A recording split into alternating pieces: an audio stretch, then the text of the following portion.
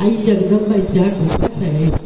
आपण सर्वजण या ठिकाणी वावरत आहोत, श्वास घेतो आहोत आणि त्या श्वासामधला जो काही जीवनार्थ आहे तो सुद्धा शोधतो आहोत.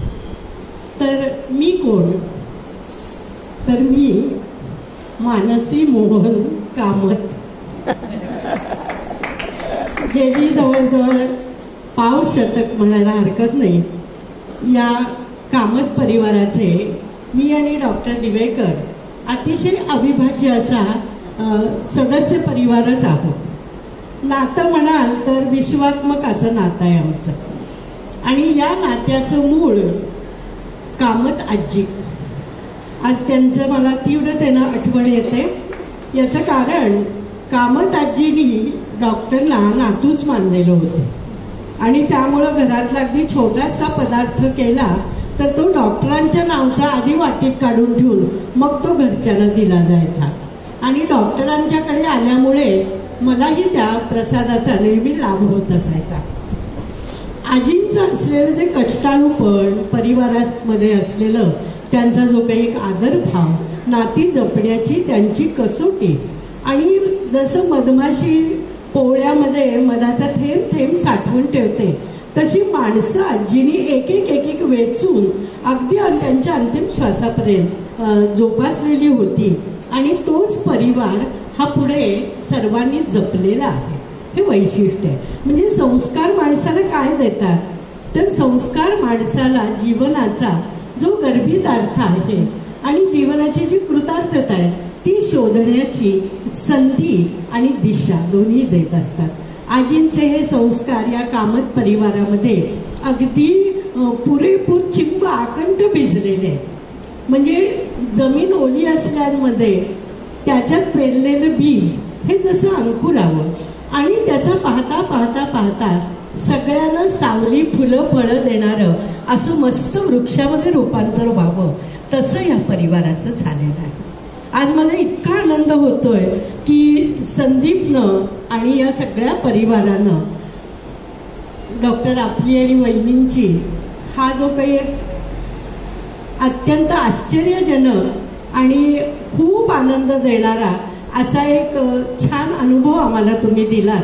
फक्त जरा आम्हाला अगोदर कल्पना असती तर आम्हाला आमच्या पद्धतीने पण थोड्या गोष्टी साजऱ्या करायला मिळाल्या असत्या. असो, पण त्या समारंभामध्ये आम्ही सर्वजण मिळून आपणाला दीर्घ आयुरारोग्य शुभचिंतन करतो. कसं आहे की ज्याचं आयुष्य हे इतरांना हवंसं वाटतं त्या माणसाच्या जगण्याला एक विशेष अर्थ असतो असं म्हणतात.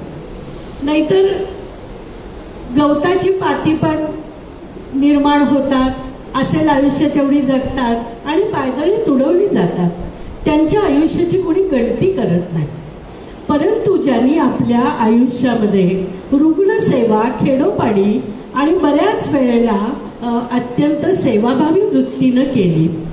माझे पती डॉक्टर असल्यामुळं रुग्णसेवेचा आणि त्यातून मिळणाऱ्या आशीर्वादांचा आमच्या संसारामध्ये फार मोठा वाटा आहे आणि तोच कामत परिवारामध्ये पण आहे याची जाणीव मला होते. दोन्ही मुलं अतिशय बुद्धिमान, विद्यासाधक, सरस्वतीची उपासक, चारित्र्य संपन्न आणि मुख्य म्हणजे वडीलधाऱ्यांचा आदर करणारी अशी निर्माण होणं हे मला वाटते या संसाराचं अगदी महत् भाग्य.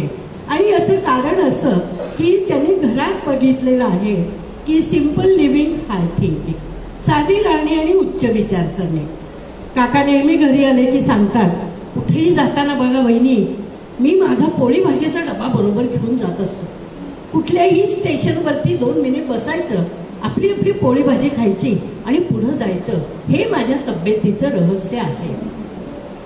अर्थात स्वयंपाकघरातून नेहमी त्यांना तो डबा त्यांच्या वेळेत आणि त्यांच्या आरोग्याला पोषक असा मिळत गेला याचं क्रेडिट सुद्धा सर्व म्हणजे गृहिणींना घरातल्या आहे. तर हे मी म्हणजे आहे ना, नाही ते तुम्ही नंतर करणार आहे. तेव्हा वहिनीने पण अत्यंत हसतमुखानं आणि त्यांना एक असतं की पतीच्या आनंदामध्ये आपला आनंद शोधायचा, हा वहिनींच्या जीवनाचा एक छान सूर आहे. आणि त्यामुळे ही मैफल या 75पर्यंत मस्त रंगत आलेली आहे. बरं, ही मैफल कशी, तर इतकी नाती आहेत या मैफलीला. छोट्या घरामध्ये, म्हणजे अगदी गंगावेशीतलं घर जे होतं तिथं सुद्धा त्या पडवीमध्ये कशा आडव्या तिडव्या पडून गप्पा रंगायच्या हे पण आम्ही पाहिलेलं आहे.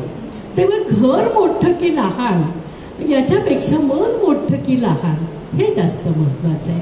आणि या मोठ्या मनाच्या माणसांनी मोठ्या मनानं सगळ्यांच्या संकटकाळी गरज असेल मदतीची त्यावेळेला स्वेच्छेनं धावून जाऊन मदत केलेली आहे.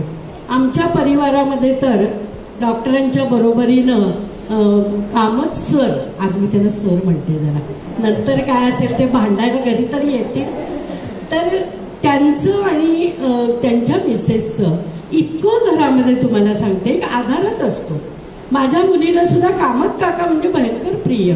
एक तर ग्रंथांच्या सहवासात ते असतात, त्यामुळे वैचारिक कुबेराची वृत्ती ही त्यांच्याकडे आहेच.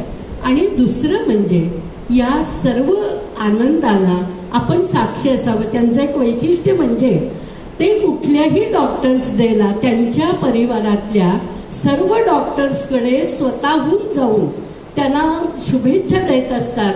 फूल आणि मिठाई देऊन त्यांच्याबद्दल कृतज्ञता व्यक्त करतात.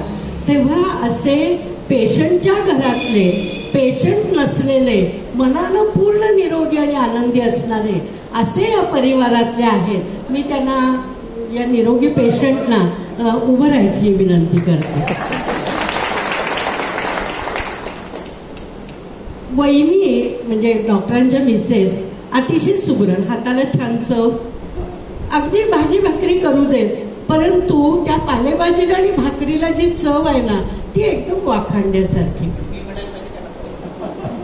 तुमच्या जमातीला हे म्हणण्यासाठी सोन्याच्या भावाहून मोठा भाव असतो हे आम्हाला माहिती आहे आणि आम्ही तसल्या नादाला लागत नाही. आजी म्हणायच्या, आपल्या मनानं आपण छान करावं आणि देवाला सांगावं. वहिनीला आता त्यांच्या संपूर्ण 47 वर्षातलं सगळं जे काही आज क्रेडिट आहे ते एका दमात डॉक्टर देऊन रिकामी होणार, म्हणजे शताब्दीपर्यंत पुन्हा कधी क्रेडिट द्यायचा प्रश्न नाही. विनोदाचा भाग सोडून द्या. आमच्या घरातल्या पारिवारिक अशा सर्व समारंभांना कामत परिवार हा अतिशय अगत्यपूर्वक आणि पडेल ती जबाबदारी स्वीकारायला तयार असे असतात. संदीप ज्या वेळेला परदेशात जायचं असं ठरलं त्यावेळेला काकांपेक्षा पण डॉक्टर आणि मीच जास्त अस्वस्थ होतो की बापरे, आता मग तो कधी परत येणार, कधी परत येणार. आणि हे परतीचे वेध वाढत वाढत वाढत चालले. पण एक छान त्यातला आनंदाचा भाग आहे की प्रतिवर्षी ते इथे येतात, सगळ्यांना भेटतात, अगत्यपूर्वक येऊन आपल्या परिवाराचं असलेलं जे काही सुख समृद्धीच्या गरजा आहेत त्या ते त्यांची ते दखल घेत असतात. त्यांची मुलं ही मराठीमध्ये सुद्धा तिकडे राहून, आता त्यांनी सांगितलेले जे अनुभव घरात आले होते त्यावेळेला मला इतकं आश्चर्य वाटलं की आमची मराठी शाळेतली मुलं ज्या गोष्टी पाठ करणार नाहीत, आणि मी मराठीची प्राध्यापिका म्हणून 38 वर्ष याचा दैनंदिन अनुभव घेतलेला आहे की मराठी हे किती अवघड असं आहे, आणि त्यात ही मुलं तिकडे राहून, परदेशात राहून इतकी प्रगती करतायत. याचं पूर्ण श्रेय मी आई बाबांना म्हणजे संदीप आणि विशाखाला नक्कीच देते. विशाखाला देते. आणि याचं कारण त्यांनी पण जाताना एक ध्येय किंवा एक ध्यास ठेवलेला आहे की या आपल्या मातीची नाळ कधीही तुटता कामा नये. पुढच्या पिढीपर्यंत हा वसा आणि वारसा देण्याची अत्यंत मोठी जबाबदारी आपल्यावर आहे. कारण पैसा काय, सुखसुविधा काय, भौतिक सुख काय, ही कधीही कशीही मिळू शकतात आणि नसतील लाभणारी तर ती कधीही निघूनही जाऊ शकतात. परंतु जे संस्काराचं, विद्येचं जे अविरत व्रत या दोघांनी घेतलेलं आहे हे धन कुणीही कधीही नष्ट करू शकणार नाही. तेव्हा संदीप आणि विशाखा, आम्ही तुम्हाला दोघांना मनापासून अगदी छान कौतुक करतो आणि अभिनंदन सुद्धा करतो. आणखीन एक गोष्ट मला या ठिकाणी मुद्दाम हे सांगायची आहे की ज्या गोष्टींमध्ये, ज्या आनंदामध्ये आपला परिवारच नाही पण पारिवारिक जोडलेल्या लोकांनी सुद्धा सहभागी व्हावं आणि तो आनंद शतगुणित व्हावा, ही त्यांची वृत्ती, ही पण खूपच नावाजण्यासारखी आहे. म्हणून तर या परिवाराच्या निमित्तानं आपण सुद्धा आपल्या आपल्या ओळखी पाळखीच्या लोकांच्यात रमू शकतो. आज मला सांगायला आनंद वाटतो की डॉक्टर कुलकर्णी हे पती पत्नी या ठिकाणी सांगलीहून आले. गेली 50 वर्ष माझ्या माहेरपासून या कुटुंबाशी आमचा खूप जवळचा संबंध आहे. माझी थोरली बहीण आणि डॉक्टर सौ कुलकर्णी ह्या दोघी जणी क्लासमेट, आणि त्या काळामध्ये जुन्या सांगलीमध्ये घरांमध्ये मुली खूप असणं आणि सगळ्यांचे पारिवारिक संबंध असणं ही अगदी परंपराच होती. ती आमच्या दोन्ही कुटुंबात होती. आज एका वेगळ्या नात्यानं कामत परिवारामध्ये आम्ही भेटू शकलो. तेव्हा हा जो काही परात्पर असा नातेसंबंध आहे तो पण या परिवारामुळं जोडता आलेला आहे. मिरजकर कुटुंबही या ठिकाणी आहे. ते दोघंही आम्हाला इथे यांच्याच कार्यक्रमामध्ये बरेच वेळा भेटतात. जोशी काका आहेत ज्यांचा ग्रंथ सहवास, आणि मी त्यांना म्हणते म्हणजे ते भेटले की सत्संगात असल्याची जाणीव आम्हाला होते. हा जो काही ग्रंथ उत्तेजक असा जो त्यांचा संदर्भ आहे तोही मला फार महत्वाचा वाटतो. सगळे मगाशी सांगितलं की आजीनी त्यांनी जो तयार केलेला परिवार आहे आणि जो ह्या लोकांनी जोपासलेला आहे त्यामध्ये आम्हाला या कोल्हापुरातल्या त्यांच्या सर्व नातेवाईकांचं या ठिकाणी एक अभिनंदन आणि आभार मानावे असे वाटतात. डॉक्टर दिवेकरांनी या परिवारामध्ये जे स्थान स्वतःच्या अस्तित्वामुळं, व्यक्तिमत्वामुळं आणि रुग्णसेवेमुळं मिळवलेलं आहे त्याचा वाटा माझ्यापर्यंत आला हे आज मी कृतज्ञतेनं मुद्दाम व्यक्त करते. आणि मला या ठिकाणी बोलायची संधी दिली, मला या शुभेच्छा व्यक्त करायला दिल्या त्याबद्दल मी तुमचा आभार मानते. आणि आता आषाढी वारी चाललेली आहे सगळीकडे आणि एकादशी पण जवळ आली आहे, तर यांना मला विठ्ठल रखुमाईच्या रूपातच नमस्कार करायचा आहे आणि त्यासाठी विठ्ठल रुक्मिणीवरची एक सुंदरशी कविता तुमच्या समोर वाचते आणि मग मी थांबते.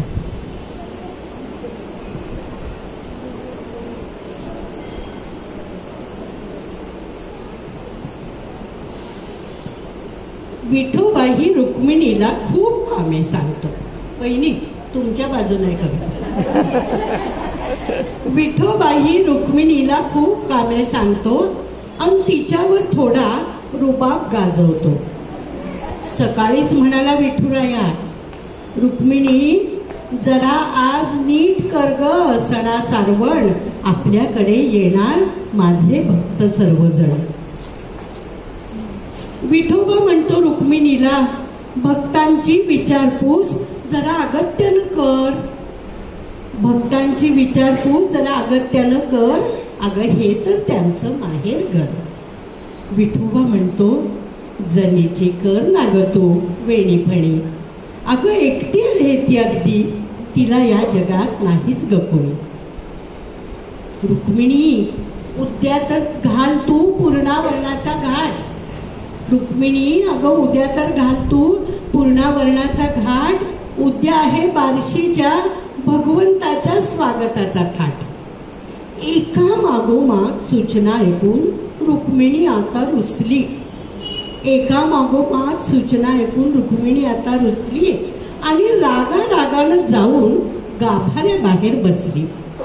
सारखंच यांचं आपलं भक्तन भक्त, सारखंच यांचं आपलं भक्तन भक्त, मी काय आहे कामालाच फक्त.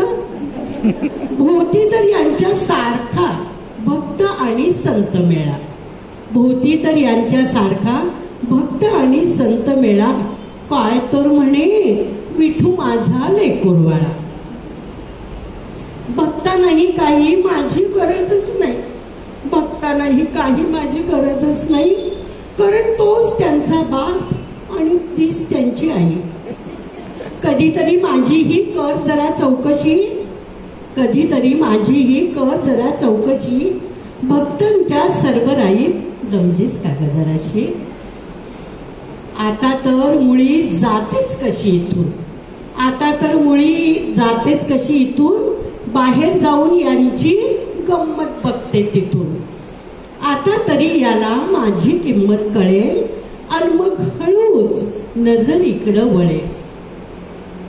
विठू जरी आहे साऱ्यांची माऊली, विठू जरी आहे साऱ्यांची माऊली, भगवंताच्याही मागं असते लक्ष्मीची सावली, भगवंताच्याही मागं असते लक्ष्मीची सावली.